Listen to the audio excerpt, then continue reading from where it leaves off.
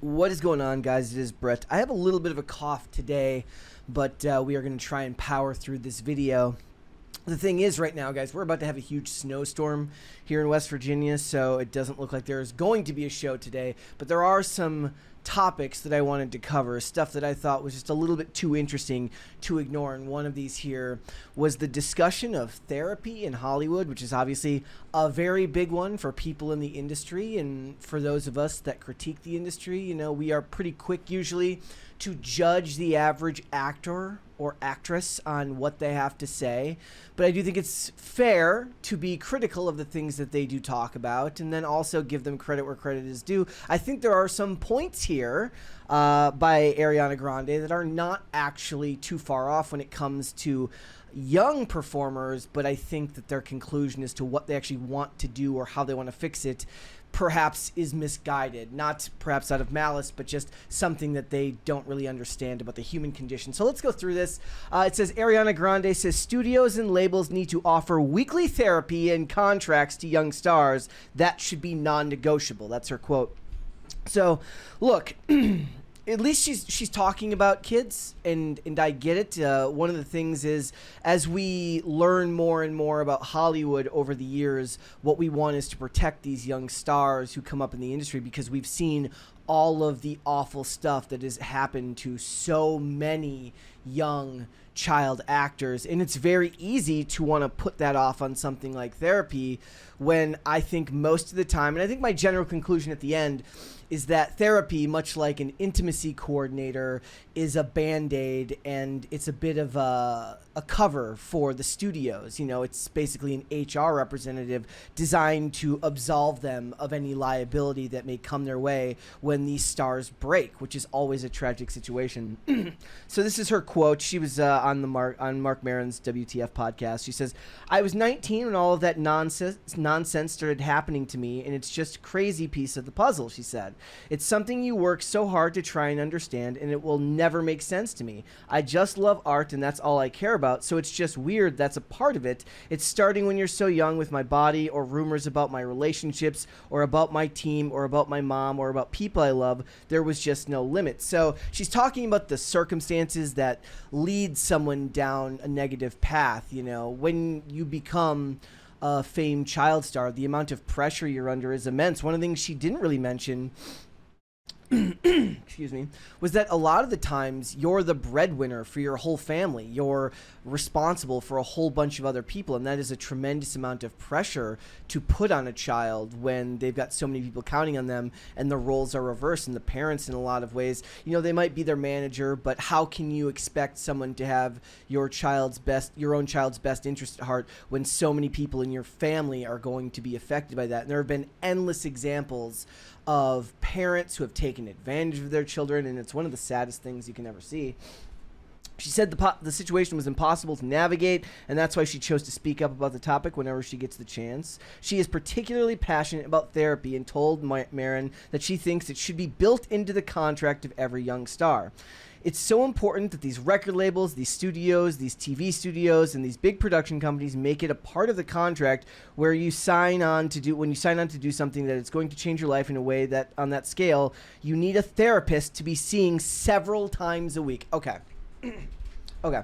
So one thing I do agree with, is at least the part is about how when you sign on to a contract like that, you know, it's a life-changing experience for a lot of them. And it's kind of like when somebody who wins the lottery wins an insane amount of money. You know, if you did not earn that money, you are not going to know how to keep that money, meaning that you're not good with finances. You're going to find yourself blowing the money, and it'll be gone in no time at all. And certainly that is a very, very predictable pattern that comes with so many big lottery winners. You know, it's a lot different if you were born into money and finances were part of it, or if you made a lot of money through your own hard work and stuff like that. You have to instinctively learn how to handle and use money effectively, not just by not spending it when you don't need to, but by investing it, all of the other ways that you can make money grow for you, rather than something that you just, you know, expel at any given moment and losing it in the process. So it's not uncommon for people who win the lottery, you know, who have a life-changing experience like that, to ruin it, and it is not uncommon for actors when they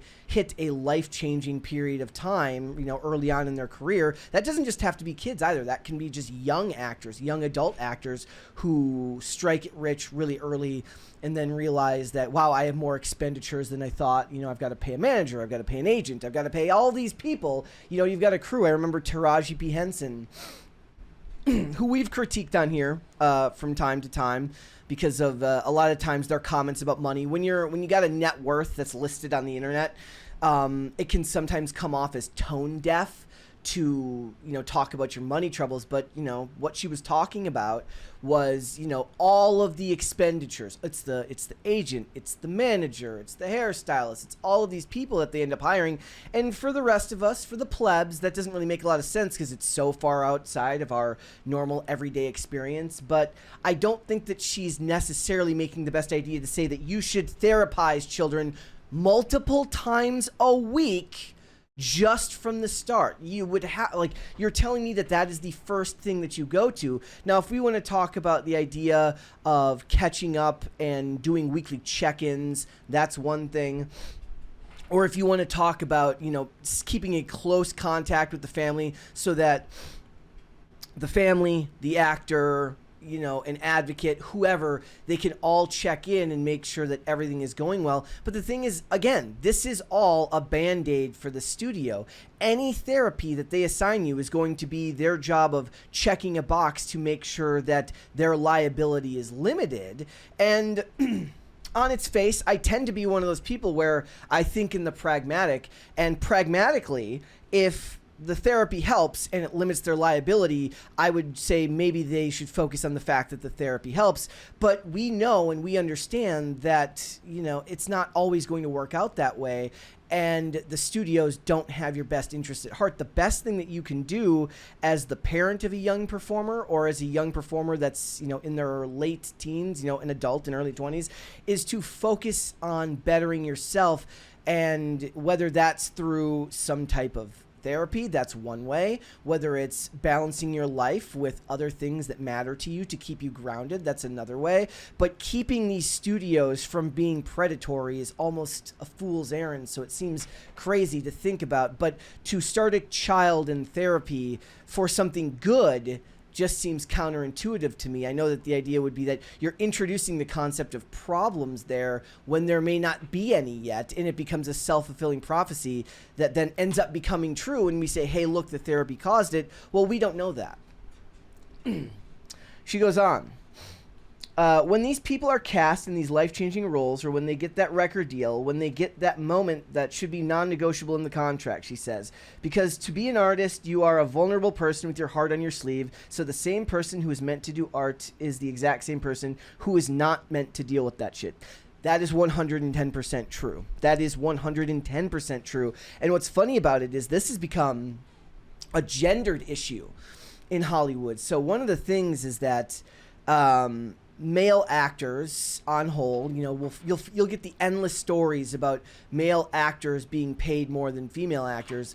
But in general, that may be true because male actors are willing to negotiate harsher contracts, or at the very least their agents negotiate harsher contracts, and the natural risk-taking element of being male will let you walk away from a contract far more readily than a woman will. And that leads to them getting better deals. The studio comes back to the table and negotiates with them. So that makes perfect sense. But the thing is that artists in general, I kind of make that, it's almost like I'm making excuses on the show when we bring it up, where I'm like, look, it usually comes in relation to politics. When an artist starts spouting off about politics, I'm like, look, politicians, especially Democrats and leftist politicians, are very, very good at targeting emotional arguments for people, and they want to see a lot of people succeed and do well, and they have a natural